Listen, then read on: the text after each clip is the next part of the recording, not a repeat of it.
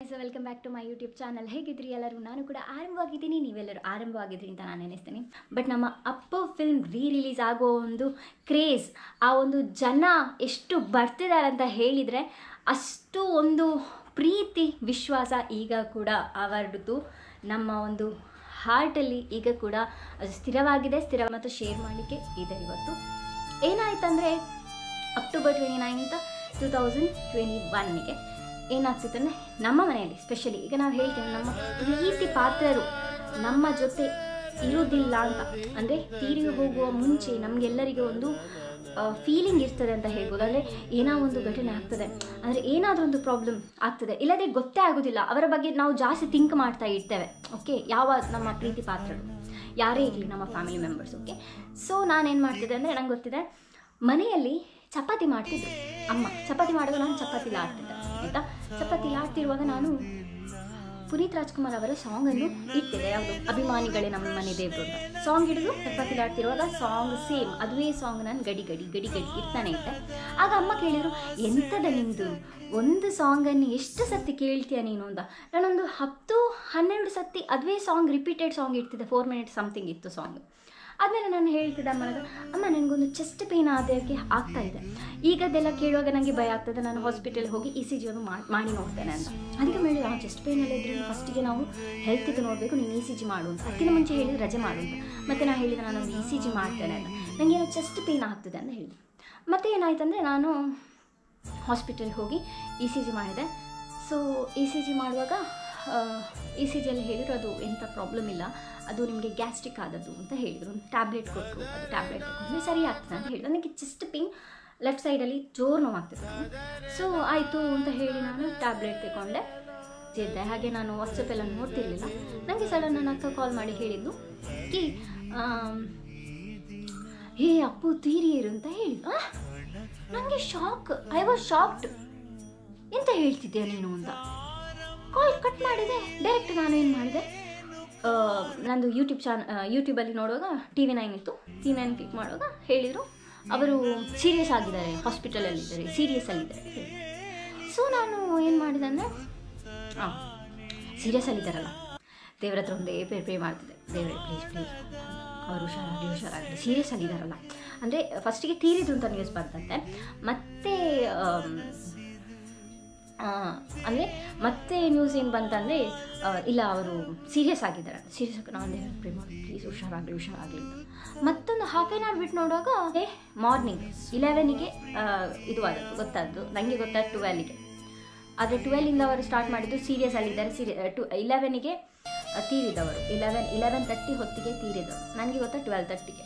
ಅಂದರೆ ಅವರು ಸೀರಿಯಸ್ ಆಗಿದ್ದಾರೆ ಅಂತ ಹೇಳ್ತಿದ್ರು. ಮತ್ತು ಲಾಸ್ಟಿಗೆ ನೋಡುವಾಗ ಅವರದ್ದು ಅಪ್ಪು ನಿಧನ ಅಂತ. ಓ ಮೈ ಗಾಡ್, ಮೈಂಡ್ ಫುಲ್ ಬ್ಲ್ಯಾಂಕ್ ಆಗಿರೋದು. ಅಂದರೆ ನಾನು ಹೇಳ್ತೀನಿ ಗೈಸ್, ನಮ್ಮ ಫ್ಯಾಮಿಲಿ ಮೆಂಬರ್ಸ್ ಬೇಕು ಅಂತಿಲ್ಲ. ನಾನು ರಿಯಲಿ ಹೇಳಬೇಕಾದ್ರೆ ನನಗೆ ಆ್ಯಕ್ಟರ್ಸ್ನವ್ರಿಗೆ ಯಾರು ಇಷ್ಟ ಇಲ್ಲ, ಟು ಬಿ ಫ್ರ್ಯಾಂಕ್. ನಾನು ಫಿಲ್ಮ್ ಕೂಡ ನೋಡೋದಿಲ್ಲ, ಯಾವ ಆ್ಯಕ್ಟರ್ ಕೂಡ ನನಗೆ ಇಷ್ಟ ಇಲ್ಲ. But when it comes to ಅಪ್ಪುನ ಮ್ಯಾಟರ್, ಐ ವಾಸ್ ಲೈಕ್ ತುಂಬಾ ನನಗೆ ಅವರ ಇಷ್ಟ ಇತ್ತು. ತುಂಬ ಇಷ್ಟ ಇದ್ದದಂದರೆ ಅದಕ್ಕೆ ಕಾರಣ ಅಪ್ಪನಿಗೆ ರಾಜ್ಕುಮಾರ್ ಫ್ಯಾಮಿಲಿ ತುಂಬ ಇಷ್ಟ. ರಾಜ್ಕುಮಾರ್ ಫ್ಯಾಮಿಲಿಯವ್ರದ್ದು ಮೂವಿ ಜಾಸ್ತಿ ನೋಡೋದು. ಮತ್ತು ನನಗೆ ಪುನೀತ್ ರಾಜ್ಕುಮಾರ್ ಒಂದು ಫಿಲ್ಮ್ ಏನಿದೆ ಅದು ನನಗೆ ತುಂಬಾ ಖುಷಿ ಆಗ್ತಿತ್ತು. ಆ್ಯಂಡ್ ಮತ್ತೆ ಎಂತ ಆಯ್ತು ಅಂದರೆ, ಮತ್ತೆ ಸೀದಾ ಸಂಜೆ ಆದಮೇಲೆ ಮೈಂಡ್ ಬ್ಲ್ಯಾಂಕ್ ಆಗಿದೆ. ಮನೆಗೆ ಬಂದು ಸೀದಾ ನಾವು ಎಂತ ಆ್ಯಕ್ಚುಲಿ ಹೇಳ್ಬೇಕಾದ್ರೆ ನಮ್ಮ ಫ್ಯಾಮಿಲಿಯವರು ಯಾರು ಕೂಡ ಮಲಗಲಿಲ್ಲ. ನಾವು ಅವರದು ಇದುವೇ ನೋಡ್ತಿದ್ವಿ, ಟಿವಿಯಲ್ಲಿ ನೋಡ್ತಿದ್ವಿ. TV9 ಏನಾಗ್ತಿದೆ ಅಂತ ಟಿವಿಯಲ್ಲಿ ನ್ಯೂಸಲ್ಲಿ ನೋಡ್ತಿದ್ವಿ. ಮತ್ತು ಬೆಳಿಗ್ಗೆ ಎದ್ದ ತಕ್ಷಣ ನಿದ್ದೆ ಕೂಡ ಬರಲಿಲ್ಲ, ಊಟ ಮಾಡ್ಲಿಕ್ಕಾಗ್ತದ. ಅಮ್ಮ ಕೂಡ ಹೇಳ್ತಿದ್ದು ಇದು ಫಸ್ಟ್ ಟೈಮ್ ನಮಗೆ ಅದು ಆಗೋದಿಲ್ಲ ಗಾಯ್ಸ್. ಸರಿ ತಿನ್ನಲಿಕ್ಕೆ ಕೂಡ ಆಗಲಿಲ್ಲ ಯಾರಿಗೆ ಸಹ, ಊಟ ಮಾಡಿದ ಸರಿ ಯಾರಿಗೆ ಸಹ ತಿನ್ನಲಿಕ್ಕೆ ಆಗಲಿಲ್ಲ. ನೆಕ್ಸ್ಟ್ ಡೇ ಏನಾಯ್ತಂದರೆ, ಬೆಳಿಗ್ಗೆ ನೋಡಿದ ತಕ್ಷಣ ಅವರದು ಏನು ಅಂತ್ಯ ಸಂಸ್ಕಾರ ಅದು ನೋಡಲಿಕ್ಕೆ.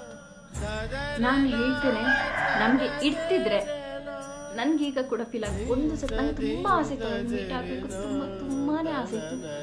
ನಾವು ತುಂಬ ಬೇಜಾರಾಗ್ತಿದೆ. ತುಂಬ ರಿಯಲಿ ಹೇಳಬೇಕಾದ್ರೆ ನನಗೆ ನನ್ನ ಲೈಫಲ್ಲಿ ನಾನು ತುಂಬ ಹಚ್ಕೊಂಡಿದ್ದೆ. ಈಗ ನಾವು ದೂರ ಇದ್ದರೆ ಸಹ ನಾನು ಅವರ ಫಿಲ್ಮ್ ನೋಡಿ ಆಗಲಿ, ಮೋಟಿವೇಶನ್ ಆಗಲಿ ನನಗೆ ಥಿಂಕ್ ಮಾಡುತ್ತೆ. ಅವರ ಜೊತೆ ಒಂದು ಅವರನ್ನು ನೋಡಬೇಕು, ಅವರ ಹತ್ರ ಮಾತಾಡಬೇಕು ತುಂಬಾ ಆಸೆ ಇತ್ತು ಗೈಸ್. ಎಲ್ಲ ನನಗೆ ಯಾರು ಕೂಡ ಫಿಲ್ಮ್ ಆ್ಯಕ್ಟ್ರೆಸ್ನವರು ಈಗ ಕೂಡ ನನಗೆ ಯಾರೂ ಇಷ್ಟ ಇಲ್ಲ, ಯಾರು ಕೂಡ ಅವರ ಹಾಗಿಲ್ಲ. ಅವರು ಖಾಲಿ ಒಂದು ಆ್ಯಕ್ಟರ್ ಅಂತ ನಾವು ಅವರನ್ನು ಏನು ಪ್ರೀತಿ ವಿಶ್ವಕ್ಕೆ ಒಂದು ಫ್ಯಾನ್ ಆಗಿರೋದಲ್ಲ ಗೈಸ್.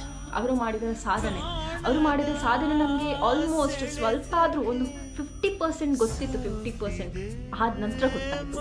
ಮತ್ತು ಅವರ ಸಾಂಗ್ಸ್ ಏನೆಲ್ಲ ನಾವು ಕೇಳಿದ್ರೆ ಆಗ ನಮಗೆ ಸೀರಿಯಸ್ಲಿ, ನಾನು ಅಪ್ಪು ಫಿಲ್ಮ್ ನೋಡುವಾಗ ಕೂಡ ಅವರ ಜೇಮ್ಸ್ ಫಿಲ್ಮ್ ಏನಿತ್ತು ಅದು ರಿಲೀಸ್ಗೆ ಸಹ ನಾವು ಹೋಗಿದ್ದು ಫಸ್ಟ್ ಶೋ ಹೋಗಿದ್ದೆ. ನಾನು ಹೋದ್ಮೇಲೆ ನೋಡುವಾಗ ಸ್ಟಾರ್ಟಿಂಗಿನ ಲಾಸ್ಟ್ ತನಕ ನನಗೆ ಅವರನ್ನು ನೋಡುವಾಗ ಅಂದರೆ ಇರಬೇಕಿತ್ತು, ಹೀಗೆ ಆಗಬಾರ್ದಿತ್ತು.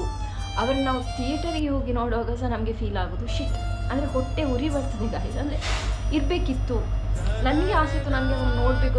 ಮತ್ತು ಲಾಸ್ಟಿಗೆ ಹೇಗಾದರೂ ಮಾಡಿ ಅವರ ಸಮಾಧಿಯನ್ನು ನೋಡುವ ಹಾಗೆ ಆಯ್ತಲ್ಲ ಅಂತ ನನಗೆ ಈಗ ಕೂಡ ತುಂಬಾ ಬೇಜಾರಾಗ್ತದೆ. ಅದನ್ನು ನಾವು ಯಾವಾಗ ಸಹ ಮರೀಲಿಕ್ಕಿಲ್ಲ. ಅವರ ಒಂದು ರೀತಿ ಹೇಗಿದೆ ಅದನ್ನು ನಾವು ನಮ್ಮ ಕೈಯಲ್ಲಿ ಆದಷ್ಟು ನಾವು ರೀತಿಯನ್ನು ನಾವು ಫಾಲೋ ಮಾಡಬೇಕು ಅಂತ ಹೇಳ್ತೀನಿ ನಾನು ಎಲ್ಲರ ಹತ್ರ. ಇನ್ನೊಂದು ವಿಷಯ ಅಂತ ಹೇಳ್ತೀನಿ, ಅಕ್ಟೋಬರ್ 29 ನಂದು ಫಸ್ಟ್ ಡೇ ನಮ್ಮ ಲೈಫಲ್ಲಿ. ಫ್ರೈಡೇ ಅಂತ ಬರುವಾಗ ನಾನು ಅವತ್ತೇ ಥಿಂಕ್ ಮಾಡ್ತಿರ್ತೀನಿ. ಸೊ ತುಂಬಾ ಬೇಜಾರಾಗ್ತದೆ, ಅದು ಎಂತ ಮಾಡೋದು, ನಾವು ಮೂವ್ ಆನ್ ಆಗಲೇಬೇಕು. ದೇವರಿದ್ದಾರೆ, ಅವರು ಅಂತ ಹೇಳೋಗೊಂದು ಬೇರೆನೊಂದು ವೈಬ್ ಬರ್ತದೆ ಅಂತ ಹೇಳ್ಬೋದು. ಒಂದು ಸಾಂಗ್ ಇಟ್ಟರೆ ಓ ಮೈ ಗಾಡ್ ಹೇಳೋದು ಬೇಡ, ತುಂಬಾ ಒಂದು ಬೇಜಾರು ಕೂಡ ಆಗ್ತದೆ ಗಾಯ್ಸ್. ಯಾಕಂದರೆ ಎಕ್ಸ್ಪೆಕ್ಟ್ ಮಾಡ್ಲಿಕ್ಕೆ ಆಗೋದಿಲ್ಲ ನಮಗೆ. ಈಗ ಇದ್ದವರು ನೆಕ್ಸ್ಟ್ ಇರ್ತಾರೆ ಅಂತ ಹೇಳಿಕ್ಕಾಗೋದಿಲ್ಲ.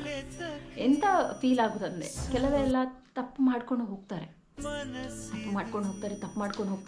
ಅವರ ಜೀವನನೇ ತಪ್ಪು ಮಾಡ್ಕೊಂಡು ಹೋಗ್ತಾರೆ. ಅವ್ರು ಎಂತ ಆಗೋದಿಲ್ಲ, ಇಷ್ಟು ಒಳ್ಳೆ ಮಾಡಿದವರು ಹೀಗೆ ಬೇಗ ಹೋಗ್ತಾರಲ್ಲ ಅಂತ ಹೇಳಿ ತುಂಬಾ ಬೇಜಾರಾಗ್ತದೆ. ಅಷ್ಟು ನಮ್ಮ ವರ್ಲ್ಡಲ್ಲಿ ಅವರೇ ಫಸ್ಟ್, ಅವರೇ ಲಾಸ್ಟ್ ಅಂತ ಹೇಳ್ತೀನಿ. ನನಗೆ ಕೂಡ ಆ್ಯಕ್ಟರ್ಸ್ನವರು ನನಗೆ ಯಾರು ಇಷ್ಟಿಲ್ಲ, ಅವರೊಂದೇ ಬಿಟ್ಟು ಸಿಕ್ಕ. ಅಂಟಿಲ್ ಟೇಕ್ ಕೇರ್, ಬಾಯ್.